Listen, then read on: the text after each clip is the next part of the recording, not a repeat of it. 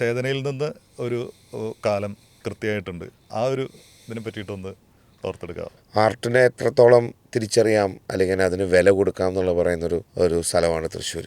അത് എന്നെ പോലെയുള്ളൊരു middle class life സ്റ്റൈലിൽ നിന്ന് വന്നൊരു കലാകാരൻ, അല്ലെങ്കിൽ മുതിർന്ന കലാകാരൻ, അല്ലെങ്കിൽ ഒന്നുമില്ലാതെ പ്രതീക്ഷകളോടുകൂടെ മാത്രം വരുന്നൊരു കലാകാരന് ഒരു ഇൻസ്പിറേഷൻ എൻകറേജ്മെൻറ്റുമാണ് തൃശ്ശൂർ.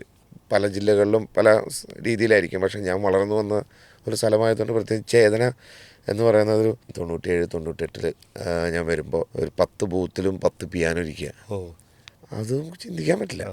ഇന്ന് ഒരു പിയാനോ, ഒരു സ്കൂളിൽ പിയാനോകളുണ്ട്, കീബോർഡുകളുണ്ട്, ഹെഡ്ഫോൺ വെച്ച് വായിക്കുന്നു. പക്ഷെ ഒരു ബൂത്തിൽ ഒരു അക്കോസ്റ്റിക് പിയാനോ വെച്ച് ആ ബൂത്തിൽ മാക്സിമം സൗണ്ട് അടച്ച് അക്കോസ്റ്റിക്സ് ഒക്കെ ചെയ്ത് ആ കാലത്ത് ചിന്തിക്കണം എന്നുണ്ടെങ്കിൽ അത് ചെയ്തവരുടെയും അത് വിഷൻ ചെയ്തിട്ടുള്ള വ്യക്തികളുടെയും ഒരു ദർശനമാണ് ആക്ച്വലി. അത് തൃശ്ശൂരാണ് ഞാൻ കണ്ടിട്ടുള്ളത്. ഞാൻ പിന്നെ അത് കഴിഞ്ഞ് ബോംബെയിൽ കഴിഞ്ഞൊരു 10 വർഷമായിട്ട് 12 വർഷമായിട്ട് ബോംബെയിൽ പോയിട്ട് ഇങ്ങനത്തെ ഒരു ഫെസിലിറ്റി കാണാൻ പറ്റിയില്ല.